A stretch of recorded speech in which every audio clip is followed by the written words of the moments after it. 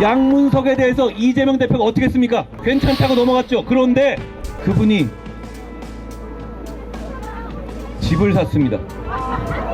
강남에 30억 넘는 집을 샀어요.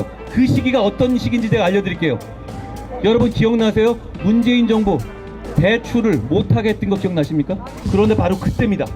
바로 그때 민주당 정권의 관계자 양문석이라는 사람은 사업 자금에 쓴다는 명목으로 사업자 대출 11억 원을 새마을금고에서 받아갔습니다. 또 있습니다. 공영훈이라는 사람이 있어요.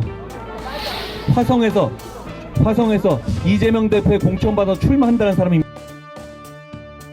사장까지 한 사람이에요. 그런데 자기 회사와 관련된 정보 부동산을 삽니다.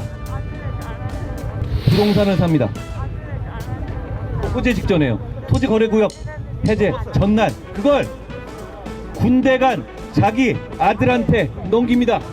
10억에 샀고 30억이 됐습니다. 군대 전역 선물로 30억짜리 투기의 산물을 넘겨준 겁니다. 여러분 왜 도대체 이런 사람이 우리를 지배해야 하는 겁니까? 양문석에 대해서 이재명 대표가 어떻게 했습니까?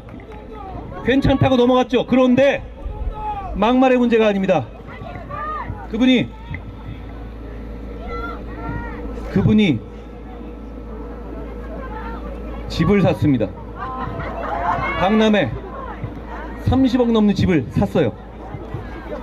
액수가 제가 정확하지 않지만 여러분 그때 그 시기가 어떤 시기인지 제가 알려드릴게요. 여러분 기억나세요? 문재인 정부 후반에 대출을 못하게 했던 거 기억나십니까? 여러분들 집사건 할 때 대출을 전면적으로 사실상 못하게 했던 거 기억나세요? 여러분 우리는 그 말을 지켰죠. 어딜 가도 여러가지 소득이 있어도 집으로 부동산에 대해서 주담 대출 못 받았죠. 우리는 지켰죠. 그런데 바로 그때입니다. 바로 그때 민주당 정권의 관계자 양문석이라는 사람은 자기 대학생 딸을 사업자 등록시켜서 사업 자금에 쓴다는 명목으로 사업자 대출 11억 원을 새마을금고에서 받아갔습니다. 여러분 우리는 그때 대출 꿈도 못 꿀 때였습니다. 그때 이 사람들은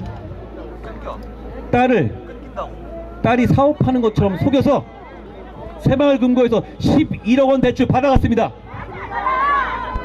여러분 그 돈 진짜 상공인들 진짜 소상공인들 어려운 분들이 써야 될 돈이었습니다. 그런 돈을 딸 내어서 사기쳐서 대출 받아갔습니다. 여러분 이런 사람이 우리를 지배하게 둘 겁니까?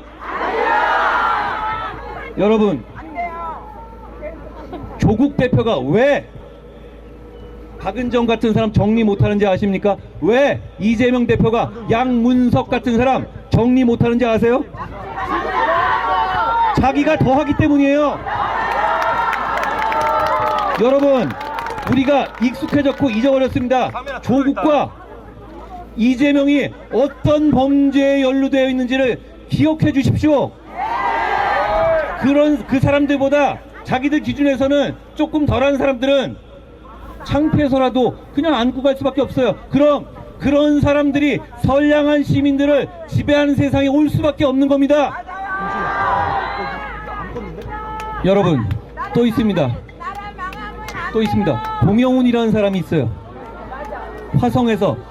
화성에서 이재명 대표의 공천받아 출마한다는 사람입니다.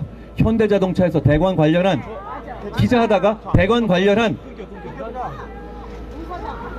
사장까지 한 사람이에요. 그런데 자기 회사와 관련된 정보 그거 직전에 부동산을 삽니다. 호재 직전에요. 그 다음에 토지거래구역 해제 전날 그걸 군대 간 자기 아들한테 넘깁니다. 10억에 샀고 30억이 됐습니다. 아들에게 군대 전역 선물로 30억짜리 투기의 산물을 넘겨준 겁니다. 여러분, 왜 도대체 이런 사람이 우리를 지배해야 하는 겁니까? 대한민국의 기준이 그걸로 충분합니까? 역시 이 사람 이재명 대표가 정리할 수 있습니까?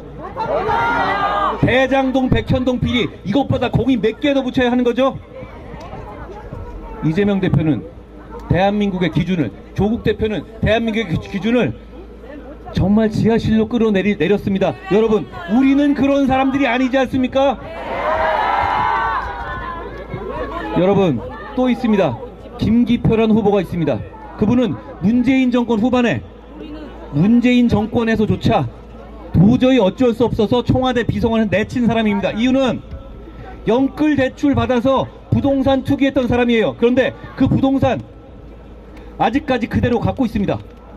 그런데 이번에 출마한다고 해요. 여러분을 지배한다고 합니다. 그런데 달라진 거 하나입니다. 대장동 변호사를 했다는 것 뿐이에요.